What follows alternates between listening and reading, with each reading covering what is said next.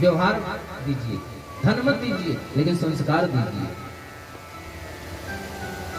जैसे जब दशरथ जी विदा कराकर ले आए, तो जब परछन की बेला आई, तो जब आरती की थाल लेकर आई, तो दशरथ जी ने कहा कि जो छोटे छोटे बच्चे, जानकी मैया कितने वर्ष की थी? मात्र 6 साल की। कितने? 6 साल की जानकी मैया और 15 वर्ष के राम जी।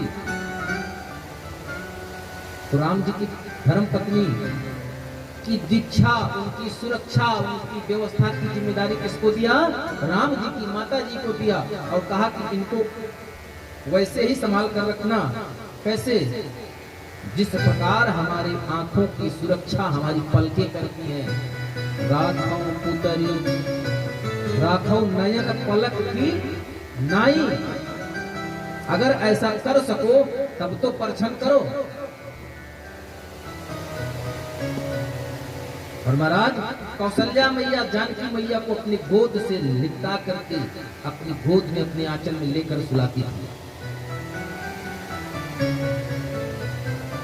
तब जानकी मैया ने 12 वर्ष अयोध्या में रहने के बाद जानकी मैया ने कभी सीता जी ने राम जी से कौशल्या मैया के सामने बोला नहीं था। मैं प्रमाण दूंगा आपको आगे कथा में। अध्यात्म रामायण में प्रमाण है। 12 वर्ष के दौरान राम जी से कभी जानकी मैया ने मैया कौशल्या के सामने बोला नहीं था। कभी उन दोनों लोगों में कोई बात संवाद नहीं हुआ। तीनों माताओं के सामने इन चारों बहुओं ने अपने पतियों से कभी कुछ नहीं कहा महाराज। क्योंकि हमको आपको बड़ी लालसा रहती कि हमारी बहू बेटी बनकर आवे। मां तो बनो।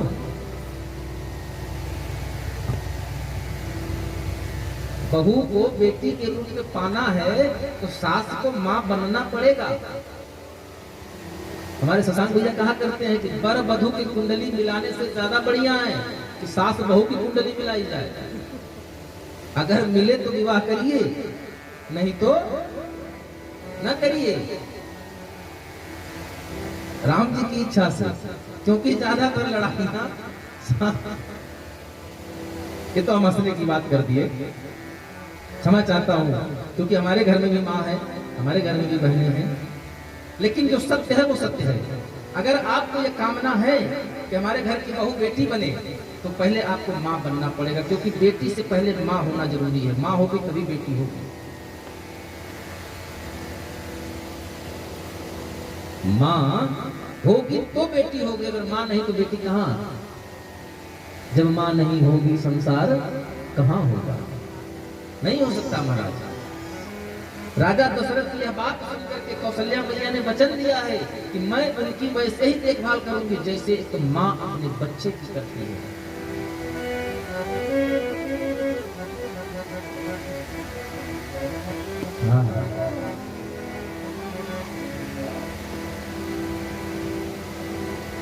अयोध्या में आ गई बारात। अयोध्या के नगरवासी मिथिला की सेवा भाव को भूल नहीं पाए हैं महाराज। और अयोध्या में आते हैं तो आपस में परस्पर वार्ता करते हैं। सुच तीरथ धाम अनेकन है, सबकी अपनी अपनी महिमा है। किंतु विदेह पुरी लख के, लघु लागत मोहि सब उपमा है। मिथिलेश स्वभूप राजेश जहां, सबसे बढ़ के मिथिला महिमा। लेकिन एक दूसरा नगरवासी कह रहा है, महिमा मिथिलेश की ना भाई, महिमा उनकी जिनकी महिमा है। ये महिमा राजा जनक की नहीं है, ये महिमा किनकी है? उनकी जिनकी माँ है। जिनकी धरती जिनकी माँ है, ये उनकी महिमा है। इसलिए जब गोस्वामी जी ने रामचरितमानस की रचना शुरू की तो जानकी मैया और राघव के चरणों की वंदना की है सबसे पहले, ताकि युग पद। जानते क्यों राम जी के दाहिने पैर और सीता मैया के बाएं पैर की पूजा क्यों की जाती है? क्योंकि जितने निशान राम जी के दाहिने पैर में उतने ही निशान सीता जी के बाएं पैर में, 12 इनमें है और 12 इनमें है, 24 जो कि संपूर्ण है, संपूर्ण ब्रह्म है। इसलिए जानकी और राम जी अलग नहीं है महाराज।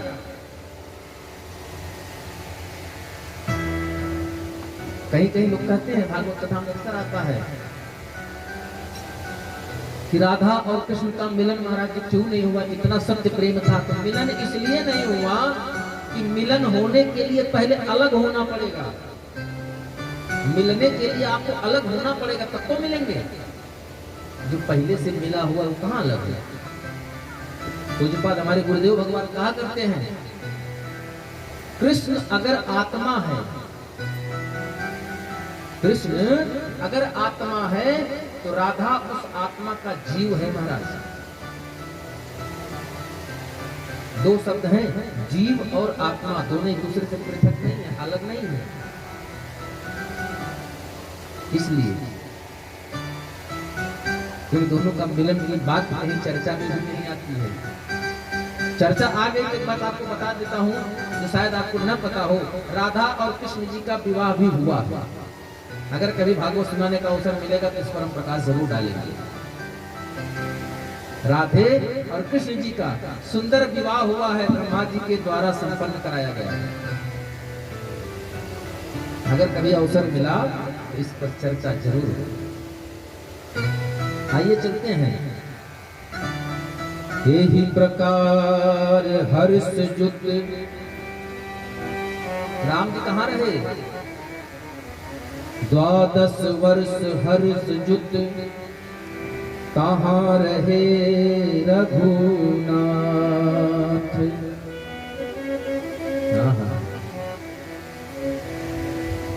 27वें वर्ष में 12 वर्ष बीत गए। राम जी उम्र जोड़ते जाइएगा। राम जी की उम्र कितनी है?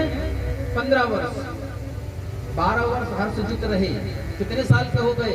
15 12 27। 27वें वर्ष में महाराज दशरथ को यह ख्याल आता है, क्या?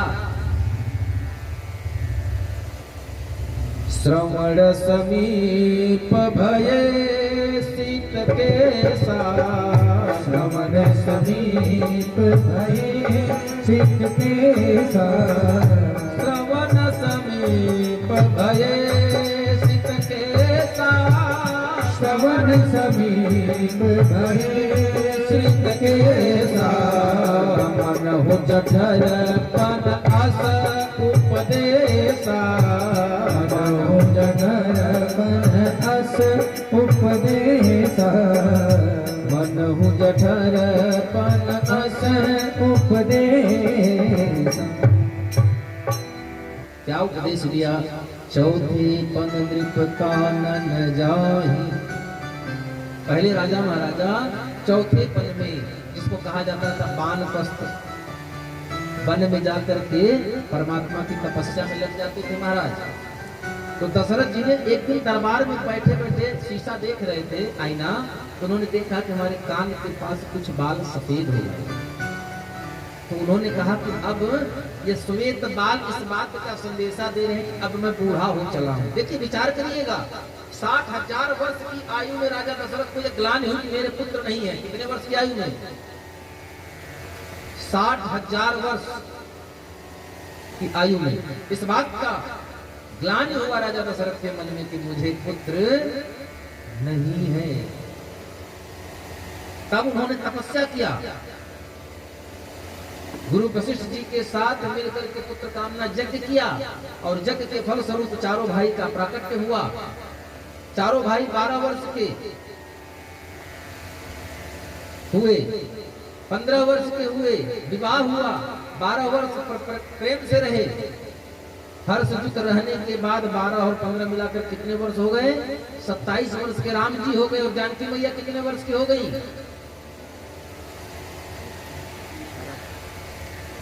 18 वर्ष की।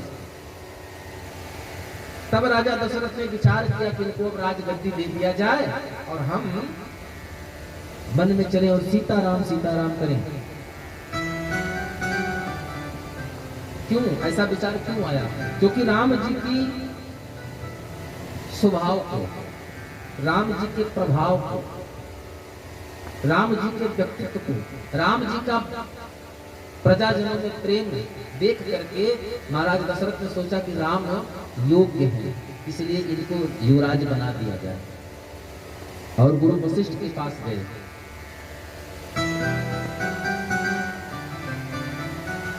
गुरु वशिष्ठ के पास गए। देखिए पहले तो खुद गए, कब? जब पुत्र की कामना थी। यहाँ पुत्र को राजा बनाना है, कामना है, इसलिए वशिष्ठ जी के पास खुद गए। लेकिन आगे गलती कर दी। क्या? जब गुरु वशिष्ठ के पास गए, विचार विमर्श हुआ, तो वशिष्ठ जी ने कहा नहीं ये तो बहुत उत्तम है, प्रजाजन भी राम जी को बहुत पसंद करती है, इनसे बढ़िया राजा कोई और नहीं होगा। तो वशिष्ठ जी से कहा एक काम करिए, अब तो सायंकाल हो गई, सुबह आप राम जी को बुला लाइएगा। गलती कर दी है महाराज। पहले आप गुरु जी के पास जाते थे अपनी कामना लेकर, अब आज जब आपकी कामना पूर्ण होती दिख रही है तो आपने गुरु को आदेश जारी कर दिया पिता पुत्र को बुला लाइए। ये गलती की राजा दशरथ। और तिथि मुहूर्त पूछने पर तो गुरु वशिष्ठ जी कहते हैं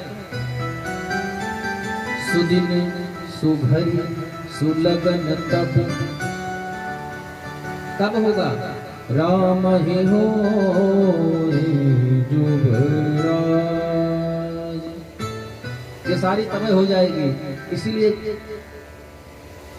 वेद में लिखा है तदैव लग्नम सुदिनम तदैव तारा बलम चंद्रबलम तदैव विद्या बलम दैव बलम तदैव लक्ष्मी पतिते हृदयो स्मरामि। खुदी को कर बुलंद इतना कि खुदा हर फैसले से पहले तुझसे पूछे, बता बंदे तेरी रजा क्या है? अपने अंदर वो सामर्थ्य लाइए। गुरु वशिष्ठ जी ने तो कह दिया, लगन रख दी गई कि कल ये सूचना नगर में फैल गई। और नगर में जैसे फैली, सुनत राम अभिषेक सुहावा, सुनत राम अभिषेक सुहावा, बाज कहा कहवध बधावा।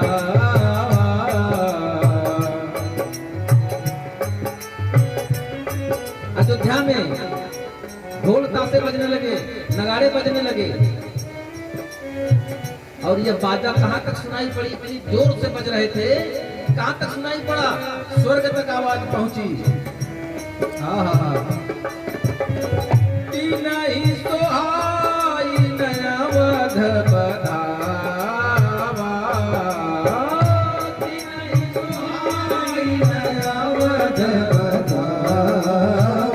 ऐसे जो रही चंदी रातन आवा, जो रही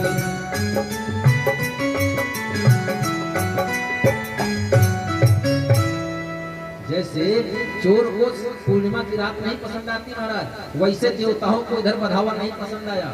और उन्होंने तुरंत ब्रह्मा जी के पास गए। ब्रह्मा जी से कहा महाराज हमारी तो सब इच्छा पूर्ण नहीं होगी। क्यों? क्योंकि राम जी राजा बन जाएंगे तब तो यहीं रह जाएंगे, और जो राक्षस रावण है वो हम लोगों को फिर सताता रहेगा महाराज। तो कुछ उपाय करिए। तो सब लोगों ने कहा ठीक है, ब्रह्मा जी ने भी कहा और गए सरस्वती मैया के पास, सरस्वती मैया से प्रार्थना किया तो सरस्वती मैया ने कहा, यद्यपि मैं जानती हूं ये जो मैं कर रही हूं ये राम जी के विपरीत है, उनके लिए दुख का कारण बनेगा, लेकिन समस्त सृष्टि के कल्याण के हेतु यह मेरे सरकार की इच्छा है, राम जी की इच्छा से हो रहा है, होना है, इसलिए मैं उस राज तिलक में बाधक बनूंगी। और बाधक बनी तो कौन मिली महाराज? मंथरा। अच्छा बताइए, क्या पूरे नगर में मंथरा ही मिली क्या सरस्वती मैया को? क्यों सरस्वती मैया ने मंथरा को ही चुना, जबकि पूरा कार्य तो कैकेयी मैया ने किया? कारण था, जिस चबूतरे का निर्माण कार्य खराब होने लगे, पुराना हो जाए, जीर्ण अवस्था में पहुंच जाए, तो अगर आपके पड़ोस में किसी को 2 ईंटे की जरूरत होगी तो खुरपा लेकर आएगा और टूटे चबूतरे से ही 2 ईंट निकालेगा। जो बिगड़ा है उसी को बिगाड़ेगा। तो कुबरी उसका नाम था, मंथरा की पीठ पर कुबड़ था, वो पहले से टेढ़ी थी। नाम मंथरा मंदमती। तो सरस्वती मैया ने कहा सही जगह है, इसी को अपना घर बनाओ, कि अगर इसमें घर हो गया तो बराबर काम हो जाएगा महाराज। और है कौन? नाम मंथरा मंदमती,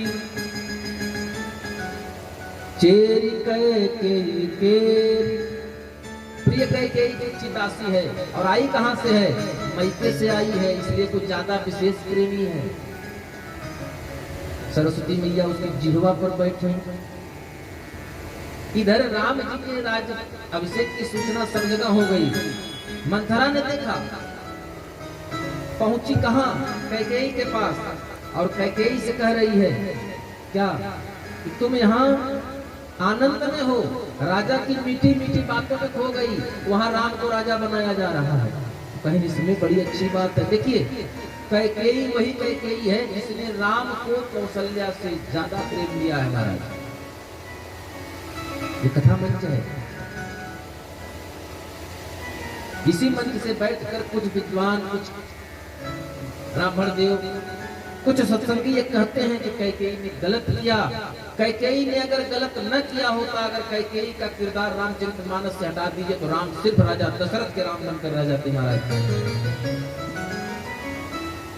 लोग कहते हैं कि कैकेयी की वजह से राम बन गए, लेकिन मैं भी यही बात कहता हूं कि कैकेयी की वजह से राम बन गए। अगर कैकेयी न होती तो राम मर्यादा पुरुषोत्तम राम नहीं बनते। राम सिर्फ अयोध्या के राम बनकर रह जाते, राजा राम बनकर रह जाते। कैकेयी के द्वारा ही राम का निर्माण हुआ महाराज। किस राम का? मर्यादा पुरुषोत्तम राम का, जिनकी कथा हम आज सुन रहे हैं, जिनका ध्यान 24 घंटे भगवान भोलेनाथ करते हैं। तुम पुनि राम राम दिन राती, सादर जपहु अनंग राती। इस राम को जन्म देने वाली कौन है? कैकेयी मैया। हम लोग व्यर्थ उनको गाली देते हैं। कुछ विद्वान तो अपमानजनक शब्दों से भी सूचित करते हैं, यहाँ तक घृणा करती हैं कि माताएं अपनी कन्या का नाम कैकेयी नहीं रखती।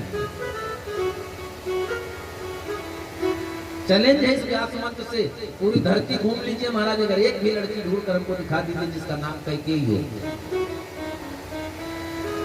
नहीं मिलेगी। अरे जो इधर उधर की बात करने वाली होगी, लोग उसको कहेंगे मंथरा आ गई। वो तो ठीक है, मंथरा को आप कह सकते हैं क्योंकि उसने वो कार्य किया, लेकिन कैकेयी मैया ने ऐसा कोई काम नहीं किया।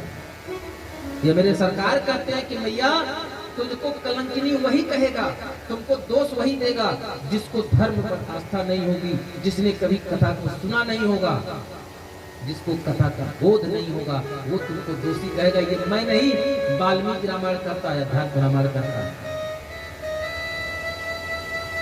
रामचरित्र मानस कहता है महाराज कि राम जी कहते हैं, और राम जी के बचपन में लिया हुआ वरदान है जो कैकेयी मैया ने उनको राज सिंहासन पर बैठने नहीं दिया। ये अंतर कथा है, समय कम है, इसलिए कथा को सब छू करके आगे बढ़ेंगे। बचपन में राम जी ने वरदान मांग लिया था कैकेयी मैया से।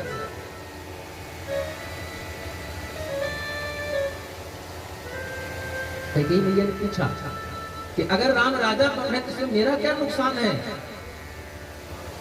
तो कहती हाँ हाँ तुमको क्या नुकसान है, तुमको तो पता ही नहीं है। अरे राम राजा बनेंगे तो राजमाता कौशल्या बनेंगी और तुमको बाद में अपनी दासी बनाकर रखेंगे।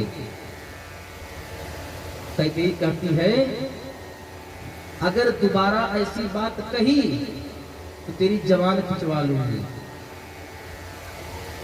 हंस कह रानी गाल बड़ तोरे, दीन लखन सिख असमन मोरे। मुझे पता है, मैं जानती हूँ कि तेरी ये जबान बड़ी लंबी है, कैंची की तरह चलती है। लक्ष्मण का स्वभाव को ग्रहण लगता है, उसने तुमको कुछ कहा है, इसलिए तू राम और लक्ष्मण की विपरीत आकर हमको भड़का रही है। बार बार कहती है अंत समय में। हाँ कैकेयी कहती है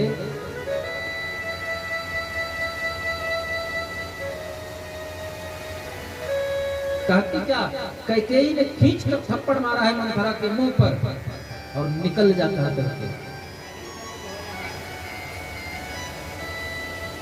घरखोरी का नाम दिया कि तू मेरे घर को तोड़ना चाहती है।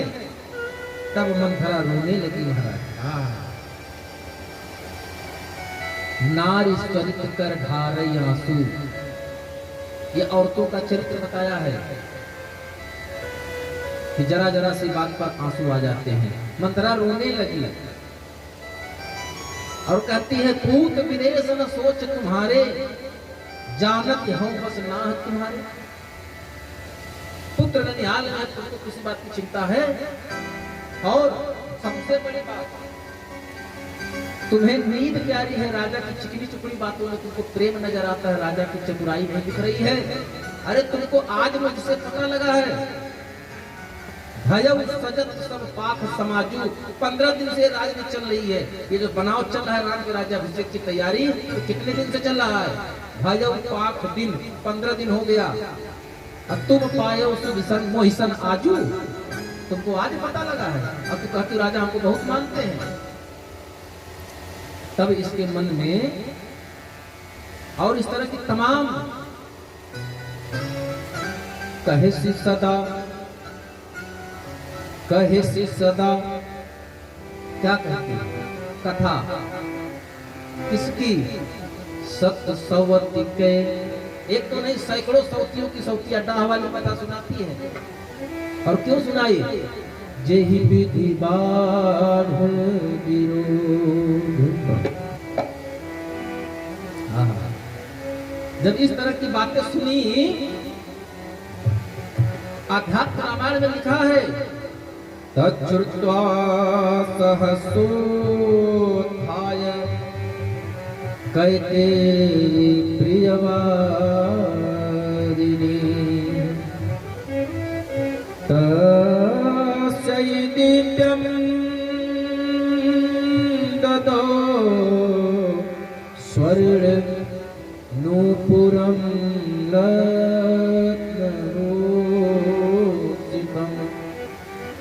अपने सोने के महाराज जो सुंदर आभूषण थे मंथरा को दे देती है। सहसा उड़ करके अचानक उसको गले से लगा देती है। जब मंथरा ने देखा कि मेरे अब दाल धीरे धीरे गल रही है, अब कुकर में सीटी पर प्रेशर बढ़ रहा है, तो कह रही है क्या गरज पड़े सी मेरी जो अपना मुंह नुचवाऊंगी।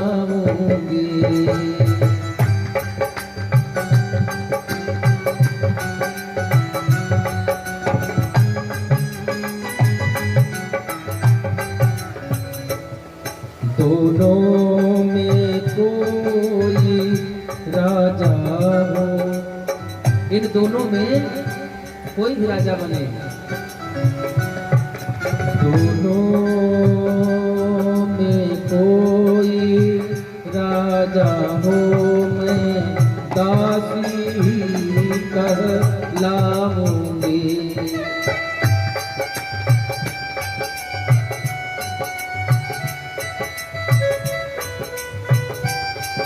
कोई राजा बने, मैं चेरी की चेरी ही रहूंगी। रानी दासी छोड़ न हो गए, रानी मैं रानी नहीं बन सकती, मैं जब भी रहूंगी दासी ही रहूंगी। मंत्रा कह रही है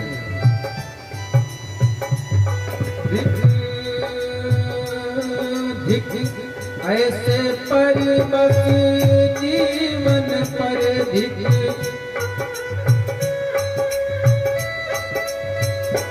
क्यों पड़ा समझ पर पत्थर है, क्यों पड़ा समझ पर पत्थर है।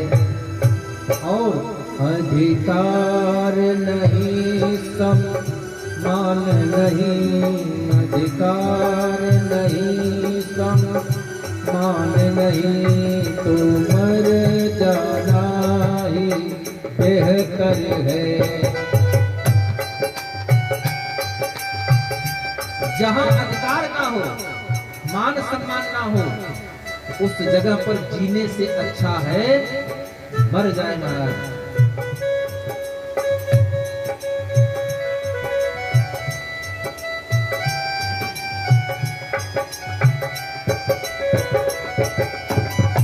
रचि पचि कोटिक कुटिल पन, कीने से कपट प्रबोध, कहसी कथा सत सवत के, जेहि विधि बाढ़ वीरो।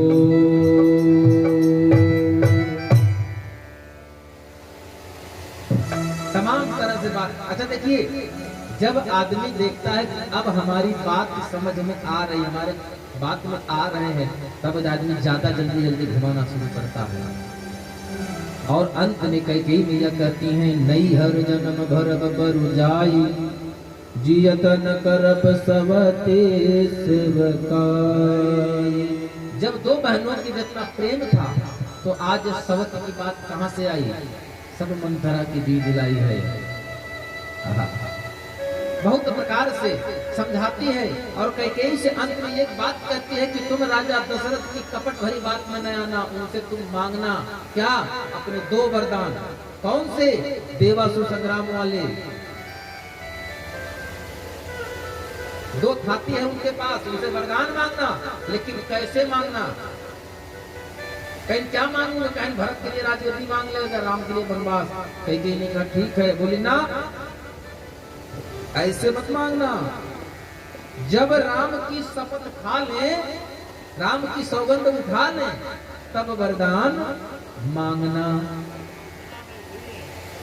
जय हो जय हो। इधर सूचना पहुंची, कैकेयी अपने सब श्रृंगार को उतार करके जत्र तत्र फेंक देती है, काले वस्त्र पहन करके कोप भवन में पहुंची है। इधर सूचना राजा दशरथ महल में पहुंचे नहीं मिली। दासी ने बताया वो तो कोप भवन में है और राजा पहुंचे हैं। के ही कारण क्यों रिसाई हो, क्यों क्रोध कर बैठी हो? तो रानी कहती है कि मेरे दो वरदान हैं, वो मुझे चाहिए। तो राम जी दशरथ जी कहते हैं, दुई के चार मांग मक लेहूं, झूठ ही दोष हम ही जनी दे। दो के चार ले लो, कोई बात नहीं है। कई कहती है, हाँ हमको उलझाइए नहीं, मैं जानती हूँ। तो राजा दशरथ कह रहे हैं, जो कहूँ कहबो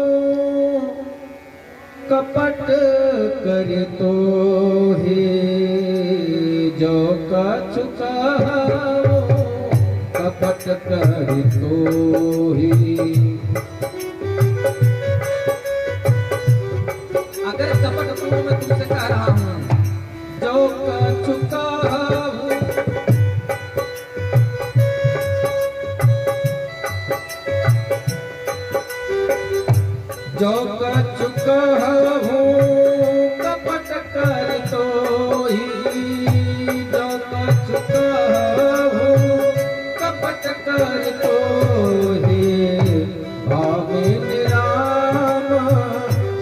सत सत मोही।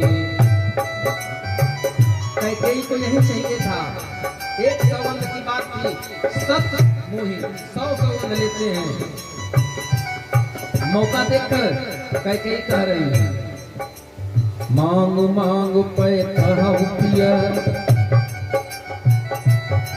कैकेयी कह रही है, मांग मांग पक कहु पिया, कबहु न देहु न लेहु। देन कहो वरदान दुई ते पावत सने।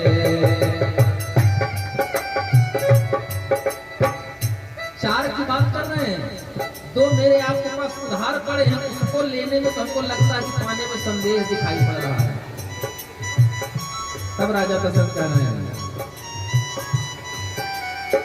रघुकुल रीति सदा चली आई, रघुकुल रीति सदा चली आई। गान जाय पर वचन न जाय, गान जाय पर वचन न जाय। ये हमारे रघुकुल की रीति है। तो कैकेयी कहती है कि ठीक है, मैं मांग रही हूँ वरदान। और कैकेयी वरदान मांग रही क्या? सुनहु प्राण प्रिय भावत जेका, देहु एक बल भरत टीका।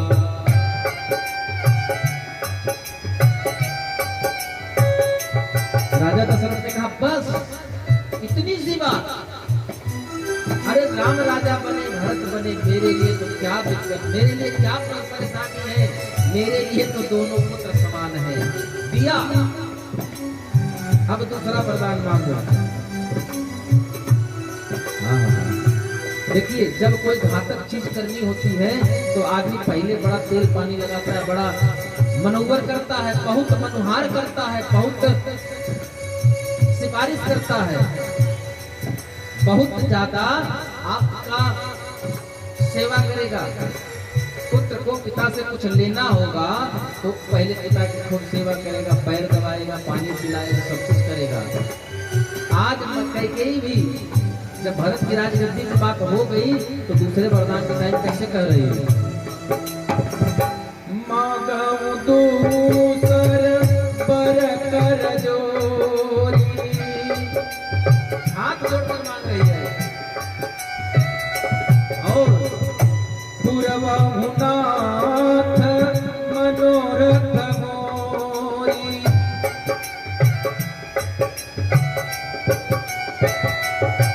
अब राजा दशरथ के चौकन्ने हो गए, सतर्क हो गए। और कैकेयी बड़े धीरे से कह रही है क्या? तापस पेश इसे उदासी,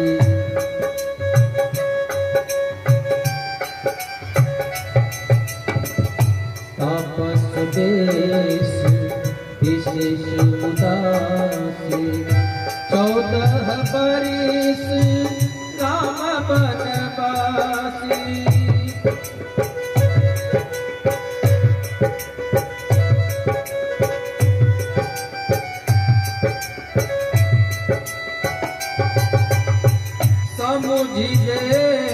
कीजिए प्रिया कबीना, समझ देख जीवन राम तरस आधीना, जीवन राम तरस आधीना। कहूँ सुभावन छल मन माही, कहूँ सुभावन छल मन माही।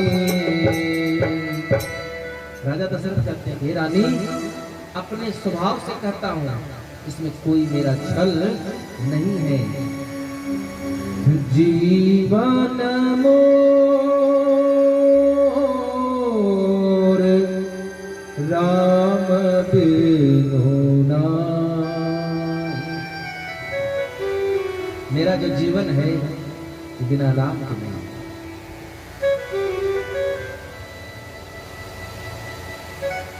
मांग माथ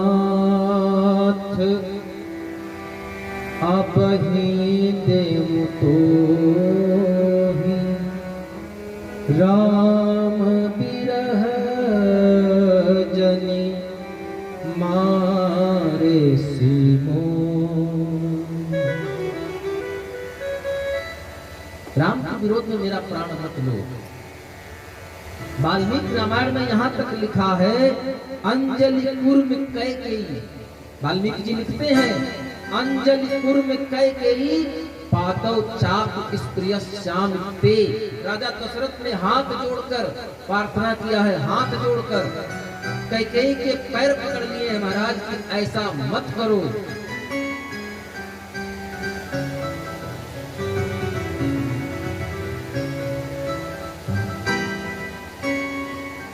राजा दशरथ समझा रहे हैं लीला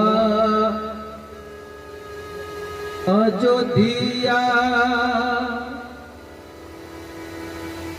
के राज मोरे रानी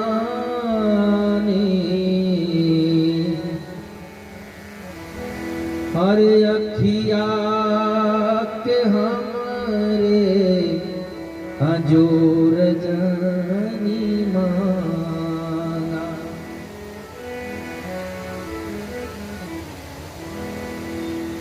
राम भरत दो नहु सगे भाई के दे राज के मनवा पठाई। मांगात लाई हम चाँद मोरे रानी। राजा दशरथ कहते हैं हर मांगात लाई हम चान मोरे रानी अब अखिया के हमरे अजोर जानी मांगा। यह कहते हुए राम जी के विरह में महाराज दशरथ जैसे बूढ़ा गजराज अचानक मूर्छित होकर गिर जाए महाराज। राजा दशरथ गिर गए हैं, मूर्छित हो गए हैं। होश में आने के बाद जैसे वृद्ध गजराज बूढ़ा हाथी सिंहियों के झुंड में गिर जाने के बाद प्रार्थना करे, अपने प्राण की भिक्षा मांगे। महाराज दशरथ हाथ जोड़कर पैर पकड़कर कैकेयी से प्रार्थना करते हैं मेरा जो जीवन है वो राम के दर्शन के अधीन है। जिस दिन प्रातः उठकर राम का मुख नहीं देखूंगा उस दिन ये प्राण छूट जाएंगे। लेकिन कैकेयी जानते हैं महाराज क्या कहें? भूत तात मुनि बेश धर जौन राम बन मोर मरन राउर अजस नृप समझिय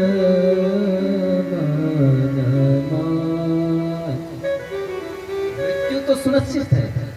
अगर राम बन गए तो आपकी, नहीं गए तो मेरी। अंतर दोनों मृत्यु में होगा क्या कि मेरे मर जाने के बाद रघुवंश की कीर्ति ध्वस्त हो जाएगी।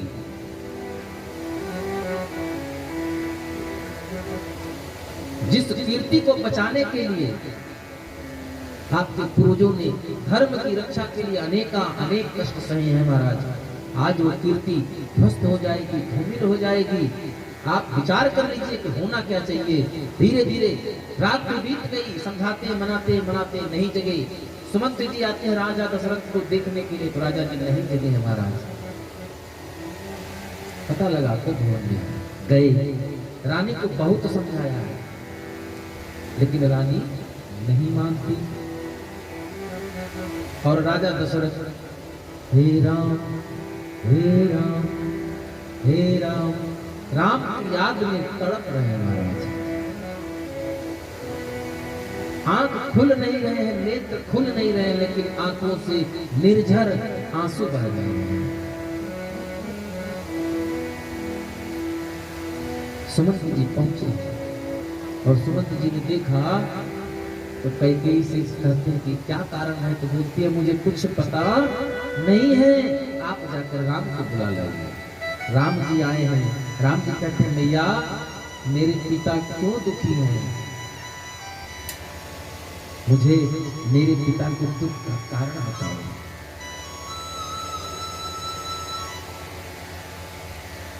कैकेयी कहती है हे राम, आज आपके पिता दुखी हैं इसलिए कि उनका आपके प्रति विशेष स्नेह है, अधिक प्रेम है, इसलिए वो दुखी हैं। तो राम कहते हैं मैया मुझे वो कारण बता, क्या कारण हुआ कि आज तेरे कारण मेरे पिता इस अवस्था में पड़े हैं। कैकेयी कहती है हे राम, मेरे दो वरदान थे मेरे राजा दशरथ से, वही मांगा जो मुझे प्रिय लगा। क्या मांगा?